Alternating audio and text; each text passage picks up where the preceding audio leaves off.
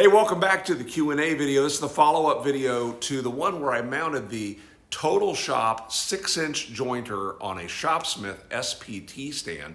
The 6-inch jointer is a copy of the Shopsmith 4-inch jointer. Turned out to be way too heavy and for me not practical to have mounted on a Mark V. And so I decided to see if we could mount it on a Shopsmith special purpose tool SPT stand, which I did. This is the follow-up to that, and there were quite a number of questions and a few questions from previous videos. I thought I'd go ahead and throw those in here as well. But to begin things, I owe some of you an apology. In that video, I made an announcement asking for a certain home assistant to play the Beach Boys. And I apologize because apparently I triggered quite a number of your devices, when what I meant to say was, hey Alexa, play the Beach Boys. Alexa, don't play the Beach Boys. So Alexa, stop. So in my shop, I happen to have both devices. I have a Google Home because that's the Wi-Fi that's in here. But when I installed my mini split can be controlled remotely, but it has to be controlled through Alexa. So I have both of them in here. I apologize for triggering your Google device. All right, on to the questions. Dan said, Dan asked if there was supposed to be a dead spot in the middle of that video. No, there wasn't supposed to be. That was an editing mistake. I should fire my editor, who did a horrible job. And to make matters worse, the video was doing quite well when I made it private midday, and then that evening got back and edited out that error, and then it's just been bombing ever since. So some folks are going to miss out on the video. I hope you got to watch it. Speaking of that, these follow-up videos become private after about a week, and then they're only shared over on the mygrowthrings.com website. Those are visible for paid members. You can pay $3, I think. Is it $3 or $4 a month if you want access to quite a number of videos? I've actually been thinking about making these Q&A videos live for a week, but only over on that website. I'd love for folks to go over to the website. Give me your insight on that. What do you think? All right, back to some of the questions here. Bob said, rather than go through all this fussing with pulleys and adapters and belts, could you have had a machinist modify a Shopsmith drive hub to fit the jointer to use it on a Mark V? Yes, I could have done that. Couple of challenges with that, but the first one, again, to me, I figured that this jointer for me at my age and with my physical abilities or inabilities, it just isn't practical to have that pig on the Shopsmith. Another challenge, well, first off, the challenge is I can't put it on and off. I can don it and doff it easily. And this, because of the way the offset post work on this particular jointer, I wouldn't have been able to put the machine into the drill press position. Also because of the way they cast the body of this thing. I could purchase Shopsmith's offset posts, but I'm not going to do that. Again, I'm going to mount it over here. But could I have done that? Yes, Bob, I certainly could have. I'm not going to do that. Andrew said, hey Scott, is that motor powerful enough for you to also face joint a 6-inch board? I'd love to see you show that in addition to edge jointing. The jointer is powerful enough, the motor is not. The motor on these stands is a 0.5 horsepower, and that is really pushing it even with the 4-inch jointer. But face jointing, surface jointing a 6-inch wide board, I think would be crazy talk with that particular motor. So if I were to stand mount this thing permanently, I would put a larger horsepower motor on that. Beeps and Eats Finding Food and Treasure, which by the way is an excellent channel name. Apparently he does some treasure hunting with a metal detector. Said, could a spring be added to the guard that would at least cover the cutter? Kickback is the only thing to watch out for, but if you hold the piece like I do, Kong isn't going to grab it. Yeah, maybe with some modification, it might be possible to make that guard usable. And in really long term, if this jointer is going to be used by anyone, this little post right here, this hexagonal post, needs to be longer. And so, yeah, I would figure a way to extend that, and probably just go with the original Shopsmith route and have this thing with a nut on the back to lock it in place, so it would be permanently affixed on the jointer. The only real reason to ever take the guard off a jointer is for doing some rabbiting, where you're working right off the edge of this and rabbiting. And even then, there's better ways to do that. So I would permanently fix the guard. And taking this apart, I'm certain that there has to be a spring in here.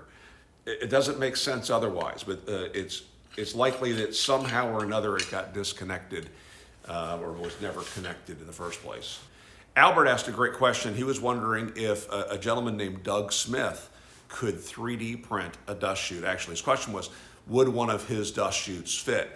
The dust chutes that Doug makes, he makes for 4-inch Shopsmith joiners, and he makes them in the original hose size, as well as adapting them up to a 4-inch hose. I bet if I reached out to Doug, he could do that for me. If I had the files or the competency to edit the files, I could print them on one of my 3D printers, but I don't have that skill set yet. But it's a good thought there, Albert. Maybe I'll reach out to Doug to ask him that.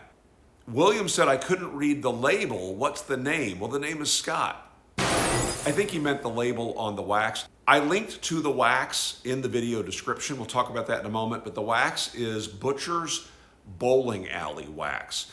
Now let's go back to the link. You know, I use affiliate links just like everybody else on YouTube.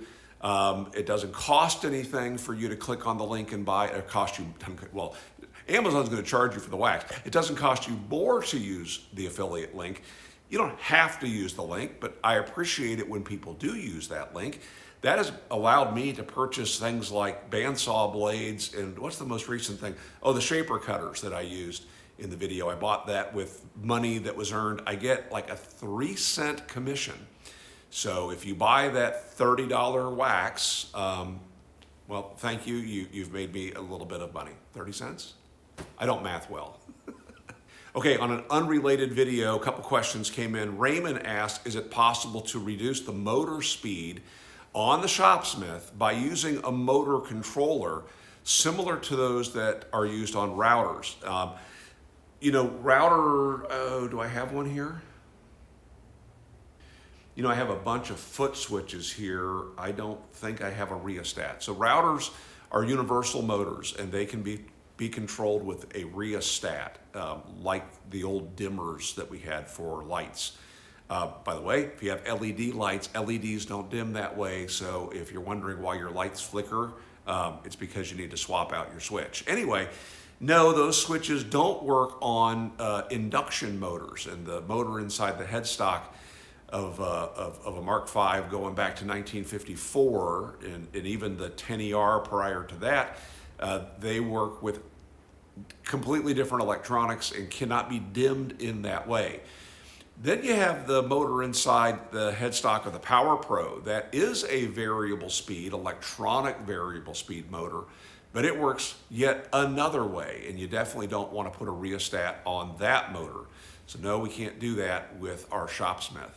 Pete asked on a jigsaw video if I had to choose between the Shopsmith jigsaw, of which this one way back here is a clone of the old jigsaw, or the Shopsmith scroll saw, which would I pick? Any day, if they're both working, I would go with the scroll saw. They just work better. They can cut with smaller blades. You can do more intricate things with it. That said, would I buy these Shopsmith scroll saw? Well, they now sell an import that is a knockoff. No, that's not the right way to say it. It was inspired by the original Excalibur scroll saw made up in Canada.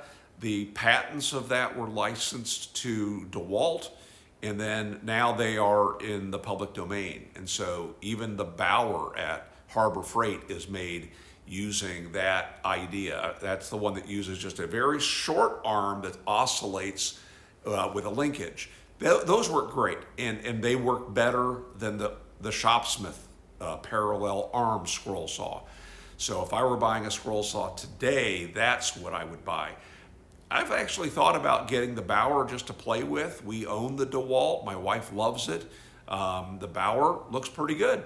Interesting thing about the Bauer is instead of having a tilting table, it has a tilting head. So your table stays stationary, which could be handy. It doesn't tilt both directions to 45 degrees, I believe. But how often do you need to do that on a scroll saw? Mark had a question about the penetrol, asking which did better, the penetrol or just the straight paste wax. On the cast iron, if you were to continually or regularly apply the paste wax, plus keep the tools covered, plus keep them out of moisture. I mean, in my sister's basement, it really needed to have a humidifier, excuse me, a dehumidifier. Her basement is a humidifier. Then the paste wax might have done just fine, but really the penetrol is fantastic. That fence was in that same environment as the jointer, which got incredibly rusted, and the penetrol kept it from rusting. The other thing about Mark is he has a channel that you should check out. In fact, I'll link to it. And maybe he only has one video right now, but he shared a stand that he built to hold the Shopsmith SPTs, but to make them portable. And it's a neat little design, pretty compact. And some folks have asked about, hey, is there a go-to design? Absolutely go and check out what Mark has done there. So speaking of Mark, did you happen to see that Shopsmith this week has shared a brand new Mark V? Now they're spelling it a little differently. They're numbering it a little differently. The official name is Mark in all capital letters. And instead of a V, it's the number 5. But it's a stripped down version of the Mark V in order to make that tool more accessible to people, to make it less expensive. And through surveys of folks like you and I that have Shopsmith tools, they came to the conclusion that most people don't use all of the functions of the Mark V up front. Now, most of us will need the table saw, so it does come with the standard saw components, but they've pulled out a few of the other accessories. So if you want to do some turning, if you want to do some other things, they have these add-on kits that you can buy when you need them, or maybe never buy. And you can also buy them up front with the machine if you want to. But here's what's interesting. It's the 510/20 tabletop with the 520 fence rails and an extension table. So the floating tables and tubes are an optional accessory. Now, I don't know, 92% of the time, I'm not adding the extension tables and tubes onto my machine. I do use the floating tables. I'm using the extension table, but rarely the floating tables. And so I think that's a smart idea to exclude those and to make those an aftermarket upgrade. But the biggest deal is they've brought back the conventional mechanical headstock for that machine. So you don't have all of the expense of that electronic variable speed that I mentioned. You do lose the low end and the high end of the Power Pro headstock. It would go from 700 RPM up to 5,200 RPM, which is exactly what my Shopsmith is doing. So that's big news if folks are looking to buy a new machine. It's certainly more expensive than buying a used one in all likelihood. And that might be the better route for some people. But if you want full warranties and the support of the company the way a brand new tool gives, and as well as supporting Shopsmith, it's probably a great idea for some folks. So look into that. Again, I'll link to that, and that'll take you straight there. I do not have an affiliate relationship with Shopsmith, and so you're on your own there. I don't make any money. Hey, are my earbuds even plugged in? I don't even know that they are. These might be purely decorative today. We'll see. Anyway, I do appreciate the conversation. Thank you for the folks that left a one-word description of the channel. I appreciate that. I'm looking for ways to increase interaction with the videos. So by all means, anytime you're watching a video and you have time to leave something, that really helps. It tells the algorithm, the scary YouTube algorithm, that the video is something worth watching and talking about. So that's what that was about. All right. Again, appreciate the comments and make it a great day.